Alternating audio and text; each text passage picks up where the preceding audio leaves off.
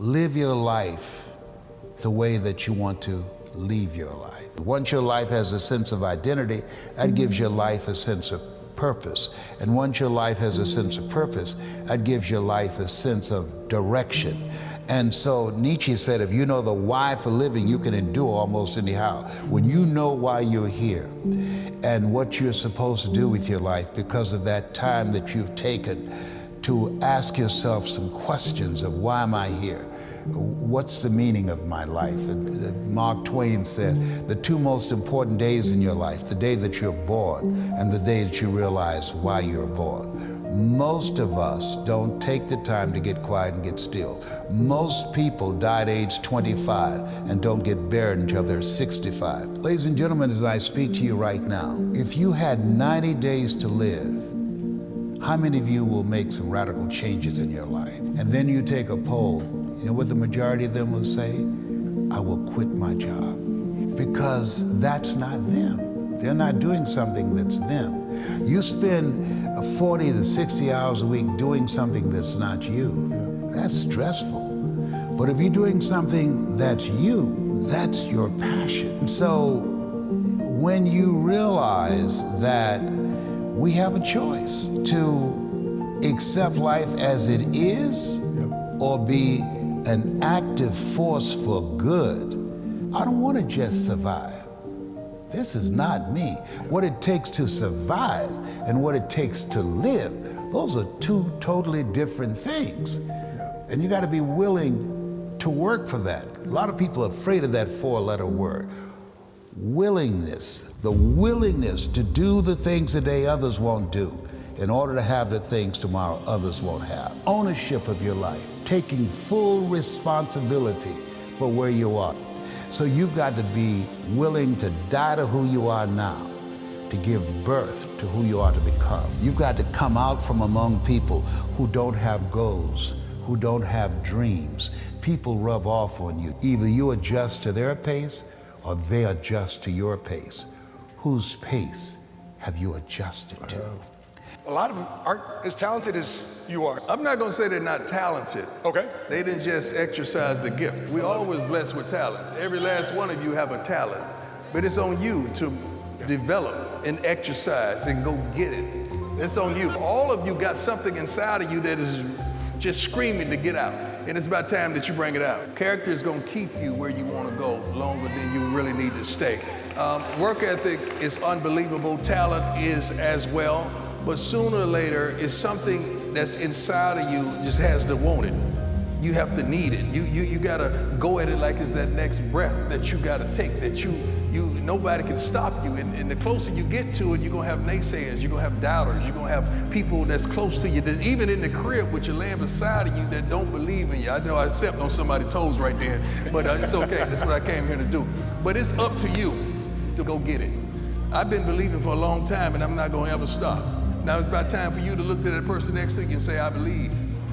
I believe. You got to feel it. You got to embed it. You got to embody it. Don't just say it with your neck. Without a shadow of a doubt, you got to believe. You got to want it. Because everything you want is going to be something in front of it that's going to keep you away from it. So you're going to have to fight. You're going to have to roll your sleeves up. You're going to have to put Vaseline on your face, ladies. Take your earrings off. You know, take your lace front off, baby. You're going to have to go get it. One of my favorite books is Man's Search for Meaning. Viktor Frankl. He was in the Nazi German concentration camps. He said the Jews that survived the inexpressible cruelties of Nazism had some power greater than themselves that they believed in, or some movement that they bought into, or some family member that they were determined to see again. And what it boiled down to, he said, if you know the why for living, you can endure almost anyhow. If you got a reason that drives you. I had made a commitment.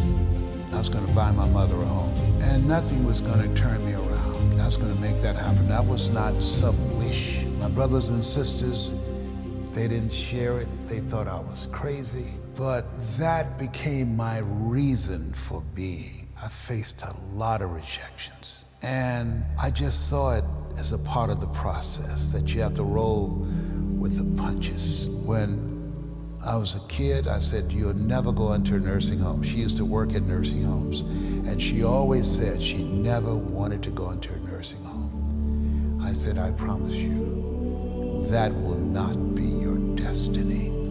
You have to have something that drives you. When others give up and surrender and throw in the towel, something that can cause you to reach a place within yourself where you say, I don't feel nowhere as tired, I'm gonna get it done. That makes you unstoppable. It's a stand that you decide to take with your life. You gotta bet on you. It's so funny that you believe in others. You would bet on others. You would support others. You would be there for others. You would even lie at times for others. But when it comes to you, you take a darn back seat. I don't understand it. I'm gonna believe in me because I know what I got inside me. I'm gonna bet on me regardless of what you think. I'm gonna be there for me regardless if you there or not. I see me, I know what I'm capable of, I know my shortcomings, I know what I would do under pressure, I know what I won't do under pressure. I've introduced myself to me probably over 2 decades ago, and I know me. I do know me. I know I got some improvement to do. I'm not perfect, but baby, I'm present. That's what I tell my kids. I'm not a perfect father, but I'm present. When you look around, I'm gonna be there.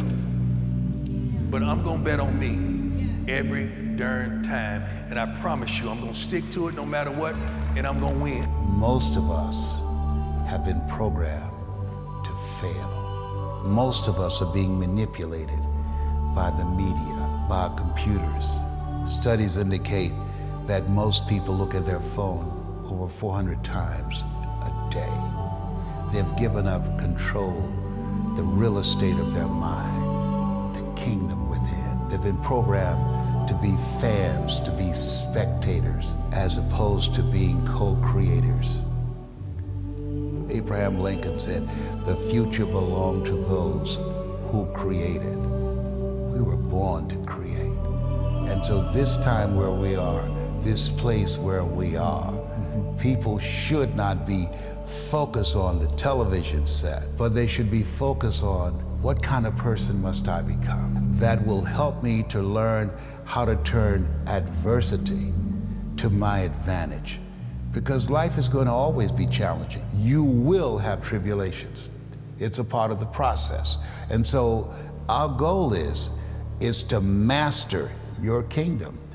That we have to go within, as we say, that you don't live life as it is, you live life as you are. And so if we train our children how to live their lives from the inside out as opposed to the outside in, we can reduce the dropout rate, the suicide rate, the unexplained violent behavior, people fighting over toilet paper in a grocery store or fighting over a parking spot. That's somebody that's not in their right mind.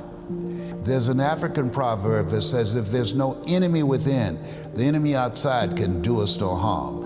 And Shakespeare said, the fault, dear Brutus, is not in our stars, but in ourselves, that we are underlings. What you tune into, you turn into. So in this space, we have to focus on how to begin to elevate ourselves above the culture, above all the stuff that we see, and focus on whole a vision of what we want to manifest. My favorite book says, I'll give you all your eyes can see. Honestly, that was my toughest loss. But guess what? Sooner or later, you gotta wipe your tears, put on a new suit, take a good shower, and get back out there and go get it. It's a whole new chapter, and guess what? I'm still winning, God, I'm still winning. We have to continue to educate people on the reality that you can make a difference. It doesn't matter if you don't have the skill set and the mindset to turn adversity to your advantage or to find a way to get your piece of the pie. That's the name of the game. That there's a big pie out here and everybody want a piece of it, but everybody's not going to get a piece of it because the road to life is straight and narrow. And few there be that find it, because few there be that are willing to do the inner work. Few there be that are willing to upgrade their skills and their knowledge. Few there be that will face rejections and no's day in and day out and decide it's not over until I win. That most people, they allow themselves to be broken. They will surrender.